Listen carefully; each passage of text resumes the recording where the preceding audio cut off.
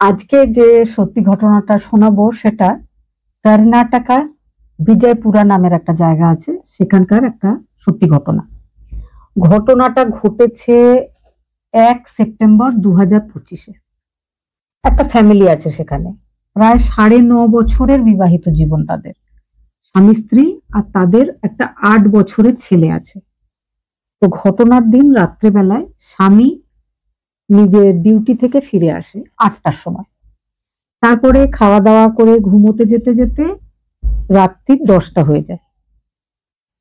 প্রায় রাত্রেবেলায় 2টোর সময় সে অনুভব করে যে তার বুকের উপরে কেউ একজন বসে আছে, তার গলাটা খুব জোরে ধরে রয়েছে, পুরো ঘর অন্ধকার। প্রথমে তার মনে হয়েছিল যে সে কোনো ভয়ের স্বপ্ন দেখছে, কিন্তু পরবর্তীতে সে নিজের স্ত্রীর গলার স্বর শুনতে পায়।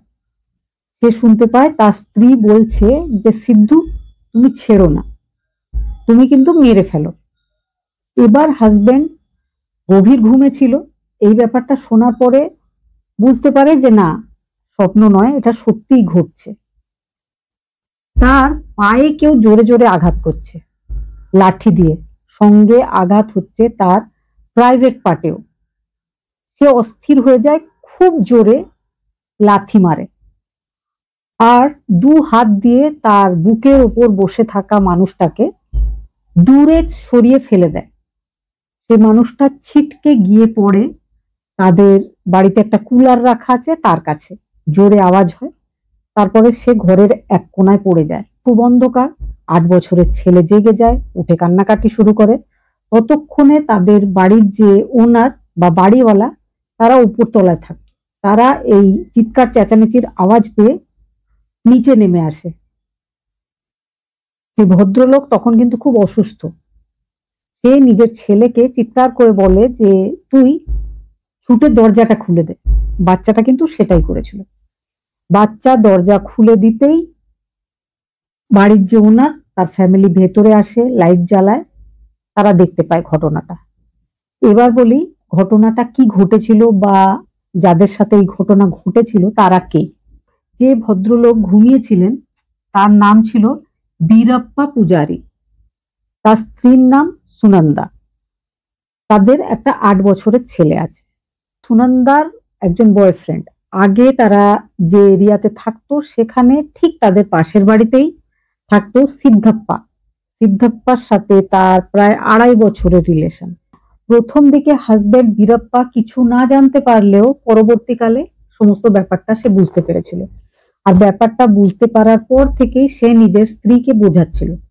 সে কিন্তু স্ত্রীর থেকে কোনোভাবে আলাদা হতে চাইছিল না। সে স্ত্রীকে বোঝাচ্ছিল যে আমাদের একটা ছেলে আছে, এইভাবে তুমি ভাবলে চলবে না, তুমি যা হয়ে গেছে হয়ে গেছে, তুমি সেগুলো ভুলে যাও, আমরা দুজনে আবার আগের মতো ঘর সংসার করি। কিন্তু তার স্ত্রী কোনোভাবেই তার সাথে আর থাকতে চাইছিল না, জন্য সে নিজের হাজবেন্ডকে পৃথিবী থেকেই সরিয়ে দিতে চাইছিল।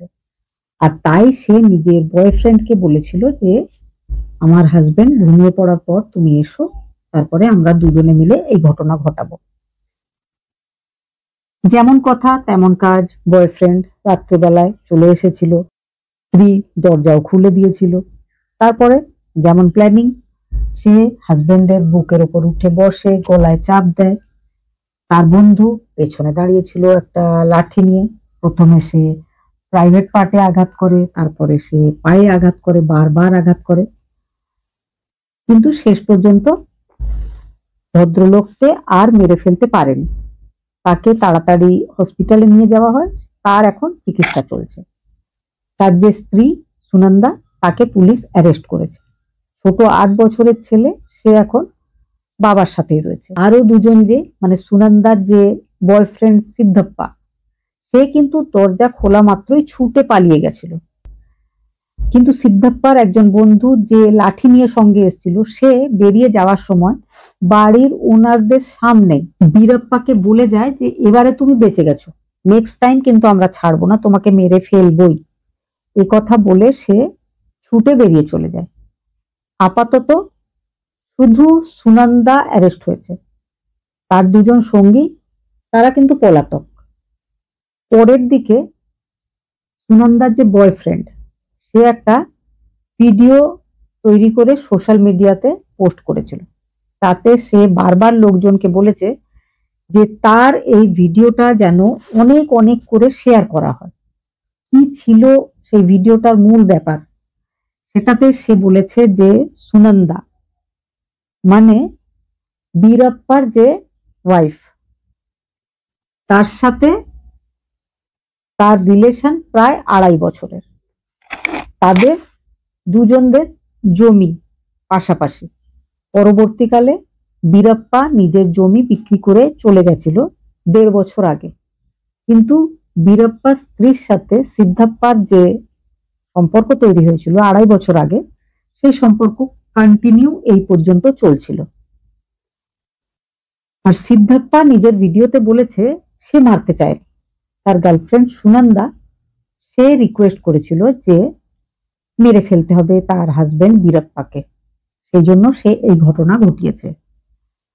সে এখন পালিয়ে গেছে, কিন্তু সে এটাও বলেছে যে যদি আমার কোনো ক্ষতি হয় বা কেউ যদি আমার প্রাণ নাশ করে, তাহলে কিন্তু তার দায়ী বীরাপ্পার স্ত্রী সুনন্দা।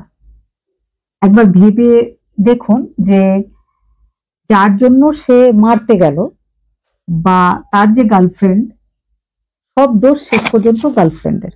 আর গার্লফ্রেন্ড নিজের বাচ্চা, নিজের হাজবেন্ড সবাইকে ত্যাগ করে, যার প্রেমে একদম মুগ্ধ হয়ে নিজের হাজবেন্ডকে মেরে ফেলবে ঠিক করেছিল, সে যেই পুলিশের হাতে ধরা পড়ার মতো একটা সময় এলো, সে বলতে শুরু করলো, ভিডিও তৈরি করে বলতে শুরু করলো যে আমি যদি মারা যাই তার জন্য দায়ী হচ্ছে বীরাপ্পার স্ত্রী। আমি কিছুই করতে চাইনি, যা কিছু করেছি সব সুনন্দার বলাতে করেছি, অর্থাৎ দোষী হচ্ছে সুনন্দা, আমার কোনো দোষ নেই। আমি তার কথায় মানুষ মারতে গেছি, আমি কিন্তু নির্দোষ। যা শাস্তি দেওয়ার সুনন্দাকেই দিন।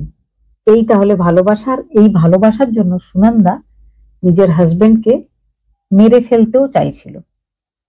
এই ঘটনাটা শোনার পর কেমন লাগলো, কিছু যদি বলার থাকে অবশ্যই কমেন্টে জানাবেন।